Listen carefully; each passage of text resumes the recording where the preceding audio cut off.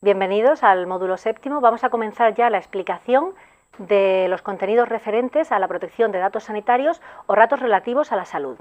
aclarando al alumno en un primer momento que se trata de un módulo especialmente prolijo por lo que a la regulación que le afecta se refiere, y es muy importante estructurar claramente los tres grandes bloques en los que nos vamos a centrar, que son, en primer lugar, un análisis de qué se entiende por dato sanitario o dato relativo a la salud. En segundo lugar, un análisis de lo que podríamos llamar régimen jurídico del tratamiento de datos personales relativos a la salud de carácter general, donde podremos comprobar no solamente las distintas normas sectoriales que han influido en la materia, su evolución, sino intentaremos detectar sobre todo las grandes líneas maestras que informan la regulación del sistema español en lo que se refiere a protección de datos sanitarios, y por último prestaremos atención a un peculiar tipo de dato sanitario, el dato genético, que presenta una problemática muy específica. Hay que decir que en realidad lo que conocemos como protección de datos sanitarios es sin duda fruto de la incorporación de la categoría protección de datos personales a nuestro ordenamiento jurídico, y son datos, para empezar, intuitivamente captados por todos de una forma quizá no reflexiva y no estrictamente jurídica, pero en los que el ordenamiento, sorprendentemente, pese a mencionarlos de forma expresa prácticamente desde los orígenes de la protección de datos, ha tardado bastante en ofrecer una definición. Esto tiene en cierto modo sentido, y además es de valorar positivamente tanto el retraso en ofrecer una definición como la voluntad de que dicha definición sea ante todo flexible y abierta.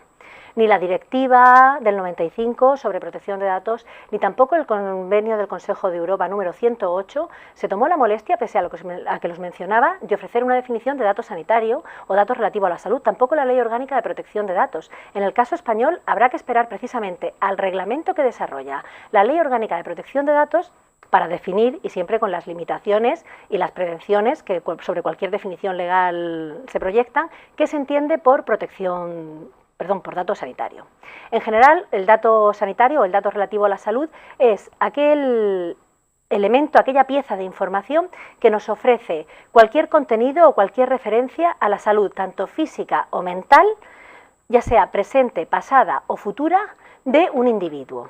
Y dentro de esta definición bastante amplia, dicho sea de paso, hay que tener en cuenta que se consideran también datos de naturaleza sanitaria aquellos que hacen referencia a la discapacidad de una persona, aquellos que nos ponen en contacto con cualquier información de tipo genético sobre la persona, o incluso aquellos que lo que hacen referencia es a hábitos de la persona que pueden influir en su salud, o a cualquier otra pauta de conducta o alimenticia o de consumo de drogas que también pueden tener cierta influencia en su salud. En este sentido, también es de destacar la tarea de la Agencia Española de Protección de Datos, que a raíz de los distintos informes que se le han solicitado, o también los distintos casos que ha tenido que resolver, ha ido perfilando qué podía entenderse también por dato sanitario, y así puede ser entendido por dato sanitario el código numérico de identificación de un paciente, el número de una historia clínica, el peso incluso puede ser considerado, según el contexto, también un dato sanitario. Hay que insistir en que el concepto de dato sanitario o dato relativo a la salud es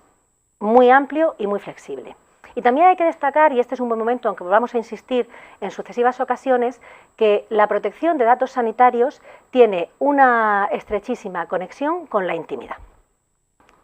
El régimen jurídico de la protección de datos sanitarios se caracteriza por lo complejo, pero sobre todo la complejidad derivada de la fragmentación normativa que lo caracteriza. Se ha producido una yuxtaposición de bloques normativos que tienen incluso objetos diversos. Y aunque evidentemente nuestra referencia inexcusable va a ser la Ley Orgánica de Protección de Datos del 99 y su reglamento de desarrollo, donde son mencionados de forma expresa, lo que no podemos ignorar es que esta norma no es la única que nos va a poner en contacto con la protección de datos sanitarios, sino que tenemos otros dos grandes bloques normativos que tienen mucho que decir al respecto. En un primer momento podríamos considerar que toda la normativa, tanto de rango legal como de rango reglamentario,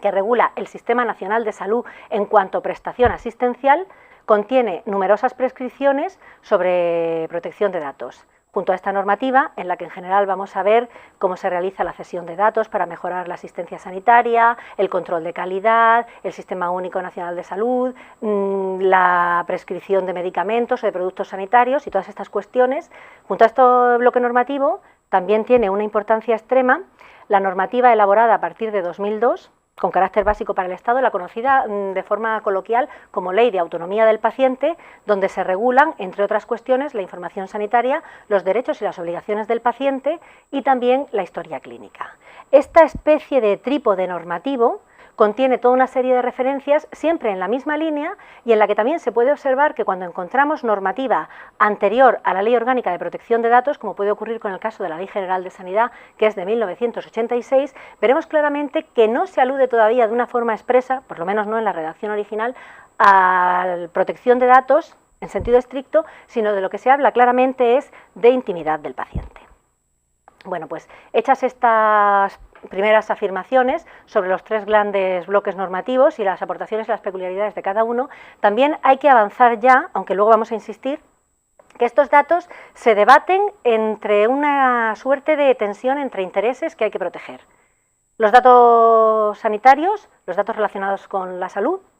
son esencialmente íntimos y lo cierto es que antes incluso de que existiesen categorías, no ya como la protección de datos personales, sino incluso como el derecho fundamental a la intimidad, desde que la medicina hace su aparición entre la humanidad, y estamos hablando de tiempos muy remotos, siempre ha existido un deber de confidencialidad del médico respecto a la información que recibía del paciente. Lo que en un principio es mera deontología médica, se acaba convirtiendo en un deber jurídico y cuando aparecen posteriormente las categorías de derechos fundamentales, acaba encontrando su razón de ser en el respaldo que encuentra en un derecho fundamental como es la intimidad. Bien, entre estos distintos bloques normativos vamos a comenzar un poco porque vamos a ver los intereses que aquí se manejan con todo lo que tiene que ver con normativa general referida al sector sanitario. Esta normativa es, por un lado, tremendamente cuidadosa de respetar en todo momento la intimidad y la confidencialidad del paciente, pero también es cierto que no pierde de vista que esa información, que es esencialmente íntima y pertenece al paciente y debe ser cuidada, tiene también un potencial que afecta no solamente al paciente a nivel individual, sino a la colectividad, a la sociedad, bien por razones de salud pública, por cuestiones epidemiológicas, de investigación, por cuestiones estadísticas o incluso porque el conocimiento profundo de los datos sanitarios puede contribuir a una mejor gestión y control más eficiente del servicio sanitario. Entre esta normativa encontramos la Ley General de Sanidad del 86, las distintas normativas relativas a medicamentos, productos sanitarios, la receta médica, que no hay que olvidar que recientemente estamos hablando de una receta médica electrónica, circunstancia esta, la de aplicación de la informática a todo lo que tiene que ver con la medicina, que facilita también la producción, almacenamiento y gestión de datos. Tampoco podemos perder de vista la incorporación al sistema sanitario de lo que se conoce como tarjeta sanitaria individual. Un único número, una única tarjeta individualiza un paciente en todo el sistema sanitario y se supone que de esta manera, mediante un control más eficaz de la información sanitaria relativa al paciente, éste recibirá también una asistencia de mejor calidad. No solamente es una cuestión que afecte al sistema sanitario español a nivel nacional, imponiendo obligaciones de tratamiento generalizado o cesión de toda esta información para que con independencia de dónde se encuentre el paciente en territorio español pueda recibir la mejor asistencia posible y esto supone, por supuesto, colaboración entre las distintas administraciones. El propósito es mucho más ambicioso y se pretende crear, incluso si se quiere, un sistema compartido de información sanitario a nivel de la Unión Europea. Esto supone, desde luego, retos técnicos, interoperabilidad técnica, supone también problemas semánticos que habrán de ser pulidos, eliminados o cuando menos minimizados, y se aboga por la creación de una historia clínica electrónica común a todo el sistema europeo, a todos los países miembros de la Unión Europea, facilitando así la asistencia sanitaria transfronteriza. Esto implica que en algún momento determinado los ordenamientos jurídicos estarán dispuestos a flexibilizar, siempre con garantías, pero al fin y al cabo flexibilizar la normativa relativa a tratamiento y cesión de datos sanitarios. Y siempre, por supuesto, con un respaldo legislativo. Una vez que hemos afrontado ya este bloque, que se caracteriza porque en él es muy patente el afán de mejorar los servicios sanitarios y el haber sopesado frente a la intimidad y la protección de datos sanitarios intereses colectivos o sociales, vamos a centrarnos ya en lo que podríamos considerar normativa específica de la protección de datos. La Ley Orgánica de Protección de Datos menciona los datos relativos a la salud en algunos preceptos que aparecen indicados en esta diapositiva. Y hay que destacar especialmente el artículo 7, el artículo 8, el artículo 11 y el artículo 10 del reglamento. En estos preceptos no se define, no en la ley, qué se entiende por dato sanitario, pero sí que se es extremadamente cuidadoso a la hora de denominarlos como datos especialmente protegidos. Y son datos especialmente protegidos porque son datos sensibles. Y son datos sensibles no en vano, porque a diferencia de lo que puede ocurrir con otros datos, en los que la vulneración del derecho a la protección de datos personales no tiene la virtualidad de producir un daño especialmente grave, en el caso de los datos sanitarios sí que es sabido que de producirse una vulneración de la protección de datos sanitarios, automáticamente se produce como efecto reflejo una vulneración de la intimidad, porque la salud es algo esencialmente íntimo y si el dato sanitario contiene información relativa a nuestra salud, su vulneración o su revelación evidentemente va a dejar al descubierto una parcela llamada a ser esencialmente privada. Es por ello que en todo lo relativo a la recogida o recabado de datos, tratamiento y cesión, la ley ha sido especialmente cuidadosa en destacar que será necesario o bien el consentimiento expreso del interesado, del paciente, o bien que una disposición con rango de ley así lo autorice. Naturalmente, una vez que está afirmado este principio que reposa sobre el consentimiento o la habilitación legal para el tratamiento de datos, la propia ley establece una serie de excepciones y así, por ejemplo, aunque esto luego también, como podremos comprobar, y hay que hacer un inciso, tiene mucho que ver no solo con la protección de datos en sí, sino con todos los derechos y obligaciones del paciente en el ámbito sanitario. La ley permite que se pueda proceder al tratamiento de datos, aun sin consentimiento del paciente, si con ello lo que se pretende precisamente es evitar un riesgo vital para el interesado, o también que con ello se pretenda abundar en la mejor gestión de servicios sanitarios, en la prevención, en el diagnóstico o en cualquier otra de las finalidades de interés público que los datos sanitarios pueden atender.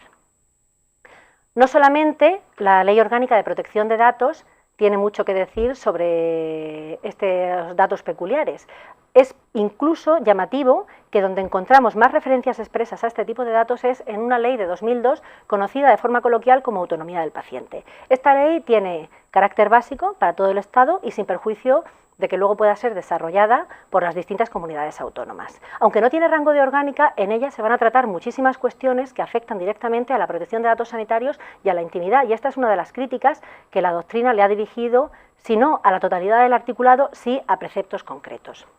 Esta ley tiene una finalidad muy específica y es necesario hacer esta mención porque constantemente en ella se habla de información sanitaria, de información epidemiológica y hay que distinguir dos planos en los que el legislador se mueve en esta norma en concreto. Uno, claramente va referido a lo que se conoce como consentimiento informado, al consentimiento libre y voluntariamente expresado por un paciente en el que toma una decisión sobre su integridad personal referida a un tratamiento médico. Este consentimiento informado se supone que se forma de una forma plena y consciente precisamente gracias a toda una serie de información que el paciente ha recibido por parte de los profesionales de la medicina. Este nivel no tiene, en rigor, nada que ver, no por ahora, no de una forma directa, con la protección de datos sanitarios. La protección de datos sanitarios entrará en juego cuando toda esa información proporcionada al paciente, orientada al correcto ejercicio de su integridad personal, pase a formar parte de la historia clínica. Incorporada ya a este documento, sí que estaremos ante una cuestión relacionada con protección de datos personales.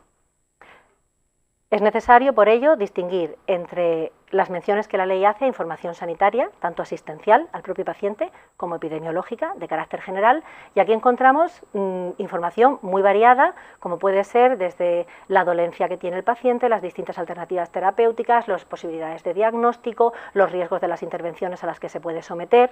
Toda esta información va orientada a que el paciente tome una decisión plenamente autónoma y fundada, aunque también hay que reconocer que es perfectamente posible que el paciente decida rechazar ser informado. No obstante, aunque no quiera ser informado y no quiera saber cuáles son las posibilidades, el pronóstico, los riesgos o las contraindicaciones, toda esta información que rechaza escuchar, que rechaza conocer, haciendo uso de un derecho que le reconoce la ley, pasará igualmente a la historia clínica. El consentimiento informado, manifestación de la integridad personal, contenido esencial de la integridad personal, es prestado por el paciente siempre y cuando tenga capacidad plena de obrar y en los casos en los que estemos ante una incapacidad bien declarada en sentencia judicial, bien puramente fáctica, bien temporal o en el caso de menores, evidentemente este consentimiento informado lo habrán de prestar los representantes legales. Pero toda esta información que hemos dicho se transmite al paciente o a sus representantes legales, no queda simplemente en este plano del consentimiento informado de la integridad física. Llega un momento en que se incorpora a posiblemente uno de los documentos más importantes desde el punto de vista de la protección de datos sanitarios, que es lo que conocemos como historia clínica. La historia clínica, aunque habitualmente se habla de ella como documento que puede tener un soporte variado, puede ser soporte en papel, informático, esto es lo de menos, es en realidad una pluralidad o una yuxtaposición de documentos que recogen un sinfín de contenidos, toda esa información que se ha proporcionado al paciente, los análisis previos que se le puedan haber hecho, cualquier tipo de diagnóstico, la valoración del médico o de los médicos o profesionales que hayan atendido al paciente, el informe de alta. El contenido es variadísimo y lo especifica en cualquier caso la ley. Lo más importante que puede decirse sobre la historia clínica es que, aunque el centro hospitalario, el centro sanitario, tiene deberes de custodia respecto a este documento, como no podía ser de otro modo, y la ley fija un plazo mínimo de 5 años para su conservación, plazo que por supuesto puede ser ampliado. Esta ley es básica, las comunidades autónomas pueden ampliar el nivel de garantías, no reducirlo. Lo más característico, insistimos, de la historia clínica es que, precisamente porque contiene datos personales sanitarios, no se alteran en absoluto los derechos ARCO, acceso, rectificación, cancelación y oposición, que el paciente tiene con carácter, cualquier interesado tiene con carácter general respecto a los datos personales. Cuando el interesado, el paciente, solicita el acceso a su historia clínica, es obligado, evidentemente, permitirle dicho acceso. Solamente introduce la ley 2 restricciones. La primera es en aquellos casos no totalmente habituales, pero tampoco infrecuentes, en los que por circunstancias de la naturaleza que sean, la historia clínica de un paciente contiene información, también íntima, respecto a terceros o respecto a la salud de terceros, esto pudiera ser un límite para comunicárselo al paciente. El otro límite que al acceso por parte del paciente a su propia historia clínica son las anotaciones subjetivas, categoría tremendamente controvertida, quizá nunca aclarada por parte de la normativa vigente cuál es exactamente su contenido, claramente en retroceso su uso por parte de los médicos, pero en cualquier caso ni siquiera está claro su fundamento. No se sabe muy bien si estas anotaciones subjetivas son del todo legítimas, la ley las permite, en qué se basan, en una cuestión de propiedad intelectual. Lo cierto es que, repetimos, estas anotaciones subjetivas de los médicos son un límite al acceso del paciente a la historia clínica, a menos, por supuesto, que el médico libremente lo consienta. La ley dice claramente que no forman parte de la historia clínica, aunque a ella se incorporan, y habrá para ello que estructurar claramente mecanismos que impidan el acceso a las mismas sin el consentimiento del médico, y su contenido puede ser muy variado. Se considera que en rigor técnico no pertenecen a la historia clínica porque no influyen de forma decisiva en el diagnóstico y no forman parte del diagnóstico, pero pueden ser en cierto modo relevantes. El contenido es variado y en ellas puede aparecer desde la impresión que tenga el médico sobre cuál es la evolución del paciente o sobre si está siguiendo o no el tratamiento o cualquier otro tipo de observación no propiamente médica, pero que de alguna forma pueda influir en la evolución. Hay también que decir, por supuesto, que la historia clínica es perfectamente accesible, aun sin consentimiento expreso del paciente, porque así lo permite la ley, por los profesionales de la medicina. Es obvio que este acceso por parte de los profesionales de la medicina a la historia clínica tiene su razón de ser en la prestación asistencial que se quiere proporcionar al paciente y tiene como contrapartida, evidentemente, el deber de secreto profesional. Y, por supuesto, en el caso de acceso a la historia clínica sí que habrá una circunstancia en la que no haya más remedio que acceder, y es cuando se conceda autorización judicial para el acceso a la misma. Es decir, cuando la historia clínica sea requerida por un juez. Y es de mencionar que en este caso es más que dudoso que el facultativo pueda hacer valer su derecho a que las anotaciones subjetivas no sean comunicadas al paciente. Llegamos ya, después de esta breve mención, al tercer bloque de nuestro módulo, que sería el relativo a los datos genéticos. La verdad es que el dato genético es, al mismo tiempo, dato sanitario, dato relativo a la salud, pero que tiene peculiaridades propias. Peculiaridades que vienen no ya del tipo de técnica que hay que emplear para llegar a alcanzar esta información, sino sobre todo de lo que el dato genético encierra, y es que no es solamente un dato estrictamente íntimo o personal, sino que por las características que la genética tiene y los genes que compartimos con nuestros familiares de sangre nos ponen ante un concepto sustancialmente distinto, que es el que podríamos denominar intimidad familiar. El artículo 3 de la Ley de Investigación Biomédica ha definido el dato genético como cualquier información sobre las características hereditarias de una persona, bien identificada o identificable, que son obtenidas mediante los análisis de ácidos nucleicos o cualquier otro análisis científico. La palabra hereditaria quizás sea la referencia clave en el dato genético, y hay que insistir en que este dato trasciende lo meramente individual y nos pone en contacto con un concepto familiar de salud.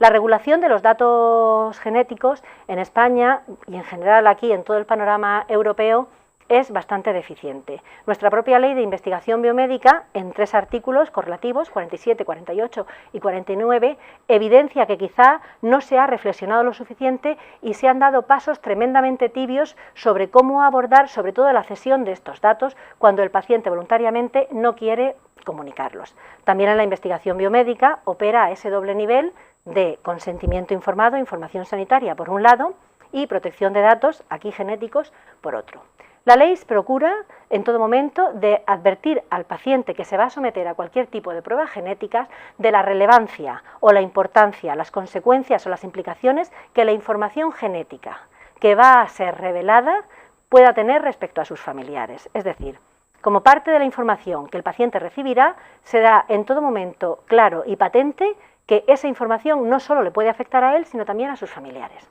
A continuación, la ley regula un aspecto que suele ser frecuente en todo lo que tiene que ver con información sanitaria: cómo acceder a la información de familiares fallecidos. Y en este sentido permite el acceso por parte de familiares a los datos genéticos de sus familiares fallecidos. Sin embargo, hay un tercer supuesto híbrido que no está claramente perfilado ni solventado por parte de la normativa, y aquí hubiera debido ser más contundente.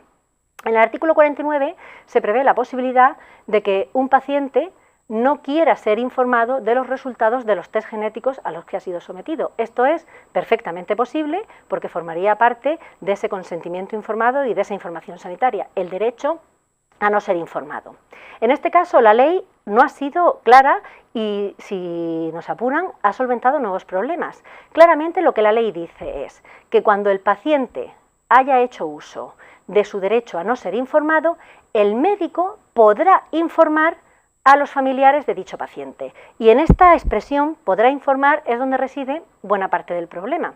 Quizá no ha sido todo lo contundente que hubiera debido ser, y hubiera debido advertir directamente que el médico informará, una obligación que no admite valoración. Al decir el médico podrá informar, deposita en el médico una decisión que no solamente puede tener distintas consecuencias jurídicas, sino que puede tener consecuencias éticas importantes. No se ha tomado la molestia ni de imponer una obligación estricta y severa, ni tampoco de remitir y dar cabida en estos casos concretos, que pueden ser ciertamente delicados y variados, a los comités de ética asistencial. Incluso por la propia redacción del artículo 49 sigue habiendo otra duda. Esto nos plantea el artículo 49, ¿qué pasa cuando el paciente no quiere ser informado? Con los familiares. Pero ¿y si el paciente es informado? ¿Está el paciente obligado a comunicar a sus familiares, por lo menos dentro de un grado de consanguinidad razonable, de los resultados de sus análisis genéticos? Pues estas cuestiones están todavía por decidir, aunque hay que advertir que en este sentido la jurisprudencia norteamericana ha ido mucho más adelante que la europea y la española, y por aplicación de la doctrina Tarasov a las enfermedades genéticas, en el caso americano es obligado por parte del facultativo dar a conocer los resultados de análisis genéticos no solamente al paciente, sino a sus familiares directos. Bien, están ya planteadas las cuestiones fundamentales, no obstante, la jurisprudencia es abundante, les irá siendo suministrada a los alumnos durante el curso, así como cualquier duda que puedan plantear será resuelta en el momento oportuno. Muchas gracias.